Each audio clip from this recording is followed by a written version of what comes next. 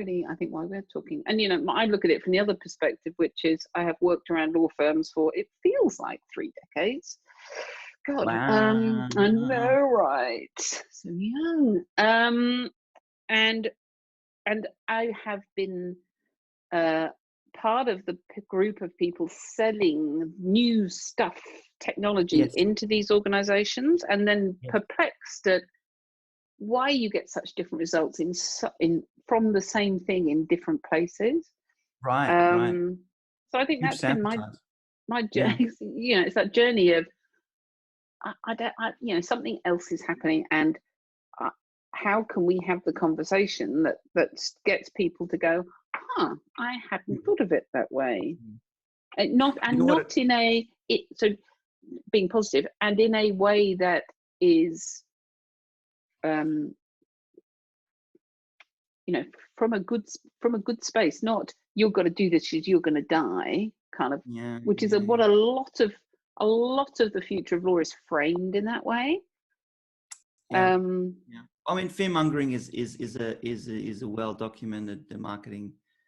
It's one end of the stick. FUD. Have you heard of FUD? I think so. Fear, uncertainty, and dread. Right. Yes. Which are kind of the same thing, are they? But I mean, look, it's a tactic, and I mean, it has its place, to be honest, in some cases. But I think the longevity is, well, because we're emotional beings, we're making emotional decisions. So fear is a huge driver. But yeah, I agree with you, and I think not enough work has been done in showing not enough conversations are trying to be had around how much abundance there is around the corner if we decide to take a peek.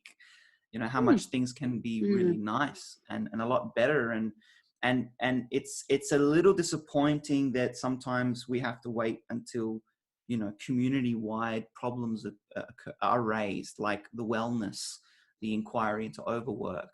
Like, does that really have to happen before we go, all right, let's figure this out? Because as much as we think we're doing a great job, as much as we sit perhaps at the top saying our revenue is great, we're doing a great job, there are people who are in my position, and would be my peers now, who are 2 or 3 or 4 years in, who are in a very bad place mentally because of the amount of work that they're being asked to do and the type of work it is. And which I know we need to wrap up at some point. I do want to throw this out there, because at one point you were talking about how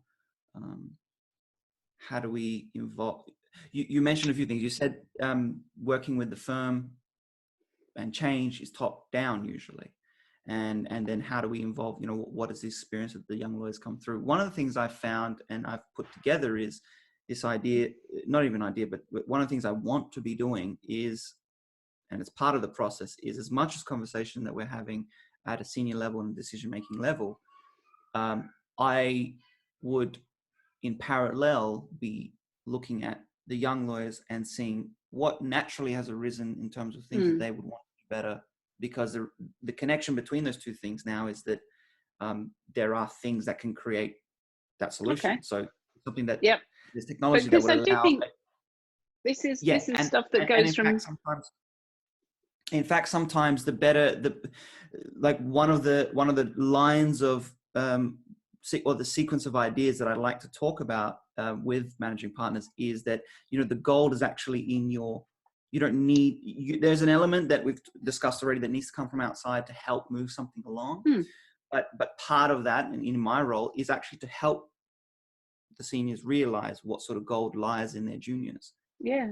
And that the gold, that their use case isn't solely going to be that menial, manual, repeatable work that needs to be done at the bottom.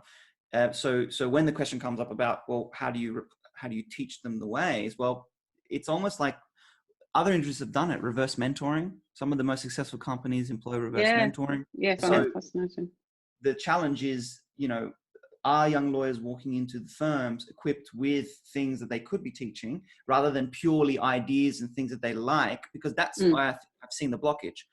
The way the juniors are treated is because the seniors are saying that they don't know this work. But we're in a place now where if they've perhaps gone through some educational things and some practical things that actually show them how things can be done differently. And unfortunately, that's not the bulk of universities doing that yet. So it might be agile and arm's length institutions that will also educate. But when they do that, then they come in with a bit more than just, we did the Priestley 12 and now we're ready to learn again from scratch at the bottom of the pile. There's a sort of there's a bit more involvement with how things could be done creatively or things could be done differently. That still needs to be supported. So whatever organization or advisory that's attached to that firm at the time should have that holistic view. That's my viewpoint. Should understand that, you know, there is gold there, but it's not about there's gold there, now go there and figure out where the gold is, because they don't have time to do that. You still need to support at both levels, I believe. You support. I think that's maybe the, you know, it's connecting all of that up. But the good thing, I think, is I feel the question that's being asked at the top is, I think there is at the leadership tier in law firms, in the owner tier, I do think it's not that people aren't aware that that stuff is occurring. Talking about mid-tier, and sometimes the question that gets, or the thing that gets put out is, you know, just tell us what to do. Just tell us what to do. Yeah. And that I think is the invitation. Because it's not that there is no template. There's no template for what they need to do as an organization, but it's an invitation to say, okay, all right, why don't we start trying to help you exercise this thinking space? What is it? So you're taking it that it's interesting. I read that comment completely differently. When you said, tell me what to do, my mind immediately went to, they're looking for a product where there's no product. But you're taking, and it's correct that you're saying that that's an invitation to then say, well, actually this time around, this rodeo is a little different. There is no set product. There is a process that we can go through in order to get to a decision-making point or take a step forward in this new direction. Yeah. So I don't feel, I came out of the conversation I'd had, which was, you know, mid-tier firms are going to snuff it, but any firm older than 10 years will never make it. Okay. And I came out of that conversation thinking, you know, very struck by that. I think I do think the industry, I feel hopeful. Maybe that's just my fantasy about the industry. But I do feel hopeful now that because there are more people like you and I are not out there. We're not selling a product. Yeah, exactly. We are there perhaps to help people play in a very practical way with new possible selves for the organization. What could we be like? Which, even in organizations that focus on innovation, you know, any manufacturer is driven by innovation, or should be. It's not easy. This stuff is not easy because it plays with ambiguity and an unknown future, an uncertain future. Uncertainty, exactly, yeah. All that stuff, which is, and it's looking this way, whereas legal practice is often precedent, you know, shifting the perspective. I do believe in practice, the mind of a lawyer, the way they're trained is to look back and see what's been done and do that again. So there's a lot of systemic programming as well in that. Yeah, and so I think that's where we're at, which is, instead of just going, oh, bloody hell, doomed, the industry is doomed, you know, lawyers, the death of lawyers, from way back. Which we don't, I think it's clear we both don't agree with at all. I don't agree with. I think it will be, you know,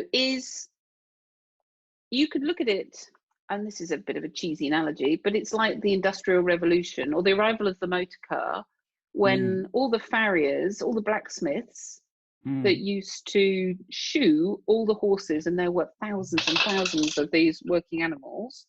You know, you didn't lose all the blacksmiths, right? No.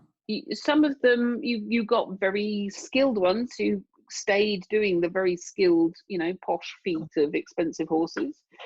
But then some of them retrained as the mechanics on the cars. Right. It's not that all the jobs went.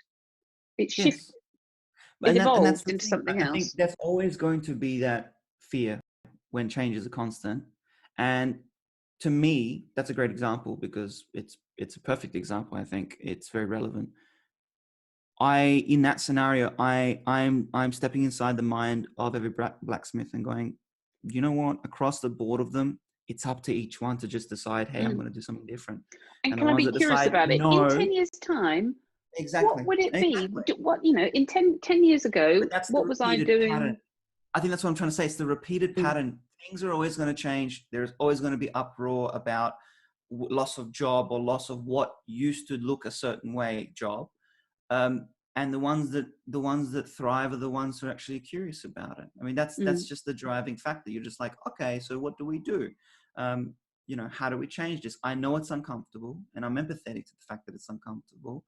But it doesn't change the fact that, for the most part, that's what you need to be doing. You need to be thinking about that. And so, I think the blinders are off, right? People are starting to at least acknowledge it. But that needs to turn into I guess a passionate curiosity, and as that happens, then you actually have an opportunity to turn that into action and practical steps and success and something that, you know, thrives and grows in a new way rather than perhaps persisting in an old way and resisting in an old way. So